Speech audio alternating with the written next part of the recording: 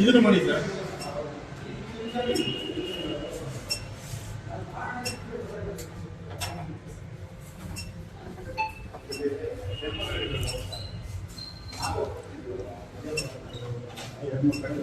Temporary testing ಅಂತ ಹೇಳ್ಬಿಡ್ತಾರೆ.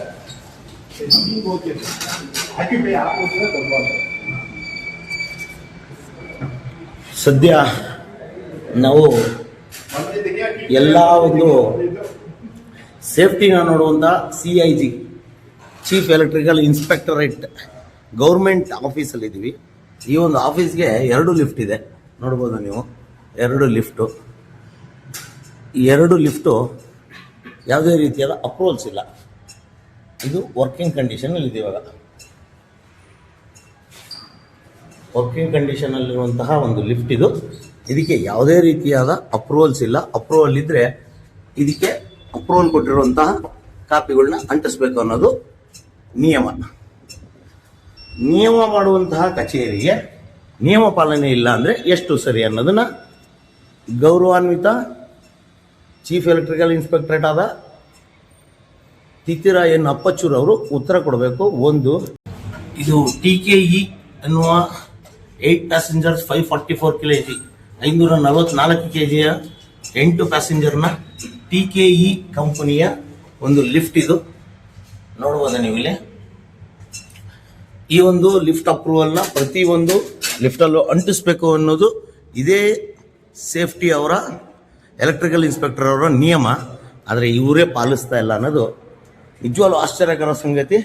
ಇವತ್ತು ಸರ್ಕಾರದ ಕಾನೂನುಗಳು, ಸರ್ಕಾರದ ನಿಯಮಗಳು ಕೇವಲ ಸಾರ್ವಜನಿಕರಿಗೆ ಮಾತ್ರ ಸೀಮಿತ ಆಗಿರೋದು ಇನ್ನೂ ದೊಡ್ಡ ದೌರ್ಭಾಗ್ಯ.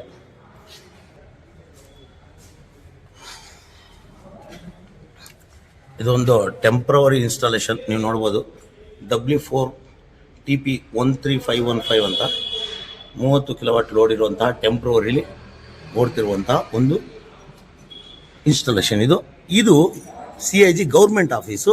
ಈ ಒಂದು ಗೌರ್ಮೆಂಟ್ ಆಫೀಸ್ಗೆ ಬರುವಂತಹ ಮತ್ತು ಭೇಟಿ ಕೊಡುವಂತಹ ಸಾರ್ವಜನಿಕರಿಗೆ ಅಥವಾ ಗ್ರಾಹಕರಿಗೆ ಇಲ್ಲಿ ಪಾರ್ಕಿಂಗ್ ಇಲ್ವಂತೆ.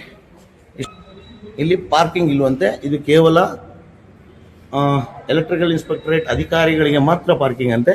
ಇದು ಎಷ್ಟು ನ್ಯಾಯ?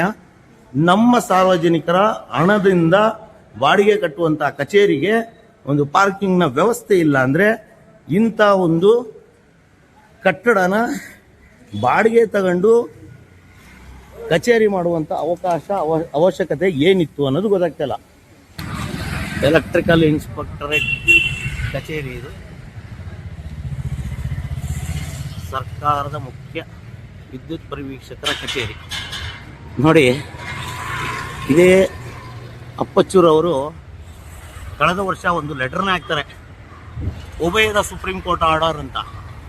ಉಭಯದ ಸುಪ್ರೀಂ ಕೋರ್ಟ್ ಆರ್ಡರ್ ಇಲ್ಲೆಲ್ಲಿದೆ? ಆಮೇಲೆ ಈ ಕಟ್ಟಡಕ್ಕೆ BBT ಸಿಸ್ಟಮ್ ಆಗಿದೆಯಾ? ಇವರು ಊರವ್ರದ್ದೆಲ್ಲ BBT ಸಿಸ್ಟಮ್ಗಳನ್ನ ಕೇಳ್ತಾ ಇದ್ದಾರೆ. ಇವರ ಕಚೇರಿಗೆ BBC ಸಿಸ್ಟಮ್ ಆಗಿದೆಯಾ ಅನ್ನೋದು ವೆರಿ ಇಂಪಾರ್ಟೆಂಟ್ ವಿಚಾರ. ಇದನ್ನು ಎಲ್ಲ ಗ್ರಾಹಕರು ಮತ್ತು ಗುತ್ತಿಗೆದಾರರು ಪ್ರಶ್ನೆ ಮಾಡಬೇಕು. ಯಾಕಂದರೆ ನೋಡಿ, ಕರ್ನಾಟಕ ಸರ್ಕಾರ ಅಂತ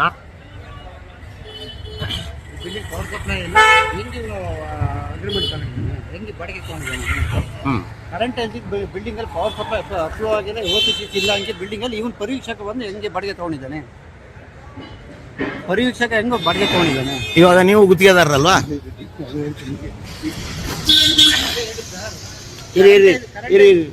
ನಾ ಮಾತಾಡ್ತೀನಿ. ವಿದ್ಯುತ್ ಬಿಲ್ಡಿಂಗಲ್ಲಿ ಇವನೇ ಪರಿವೀಕ್ಷಕ ಬಂದವನೇ, ಇವನು ಬಿಲ್ಡಿಂಗ್ ಕರೆಂಟ್ ಎಲ್ಲಿ ಇದೆ? ನೀವು ಕೆಲ್ಸಕ್ಕೆ ಹೋದಾಗ ಎಲ್ಲ ಕೇಳ್ತಾರೆ, ಕಾನೂನಾತ್ಮಕವಾಗಿ ಇರಬೇಕು ಅಂತಾರೆ. ಇಲ್ಲೆಲ್ಲಿ ಕಾನೂನು ಇದೆ? ಹಾಂ, ಇದನ್ನ ಪ್ರಶ್ನೆ ಮಾಡಿದ್ದೀರಾ ಯಾವಾಗಾರು? ನಾವು ಮಾಡೋಕ್ಕಾಗಲ್ಲ. ಯಾಕೆ ಅಂದರೆ ಸಾರ್ವಜನಿಕರು ಪ್ರಶ್ನೆ ಮಾಡಂಗಿಲ್ಲ? ಓಕೆ, ಎಸ್, ಇದು ಪರಿಸ್ಥಿತಿ. ಇದೊಂದು ಎಲೆಕ್ಟ್ರಿಕಲ್ ಇನ್ಸ್ಪೆಕ್ಟರೇಟ್ನ ಕಚೇರಿ. ಮೊದಲು ರಾಜ್ಕುಮಾರ್ ರಸ್ತೆಯಲ್ಲಿತ್ತು, ಈಗ ಬಿಜಿಯೆಸ್ಟ್ ರೋಡು ಗಾಂಧಿನಗರ. ಈ ಗಾಂಧಿನಗರದಲ್ಲಿ ಬಂದು ಈ ಕಚೇರಿಯಲ್ಲಿ ಒಂದು ಕಚೇರಿ ಮಾಡಬೇಕನ್ನುವ ಹಂಬಲ, ಹುಚ್ಚು ಅಥವಾ ಒಂದು ಇದು ಏನಿತ್ತು ನನಗೆ ಗೊತ್ತಿಲ್ಲ.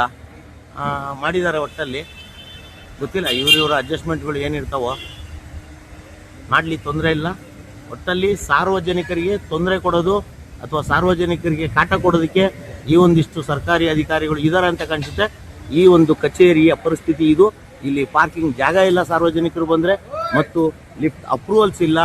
ಇದು ಕರ್ನಾಟಕ ರಾಜ್ಯ ಸರ್ಕಾರದ ಮುಖ್ಯ ವಿದ್ಯುತ್ ಪರಿವೀಕ್ಷಕರ ಕಚೇರಿಯ ಹಣೆಬರಹ. ಈ ಒಂದು ವಿಡಿಯೋ ನೋಡಿದ ಮೇಲೆ ಖಂಡಿತವಾಗ್ಲೂ ತಿದಿರ ಎನ್ ಅಪ್ಪಚ್ಚುರವರು ಉತ್ತರ ಕೊಡಲೇಬೇಕು. ಧನ್ಯವಾದಗಳು.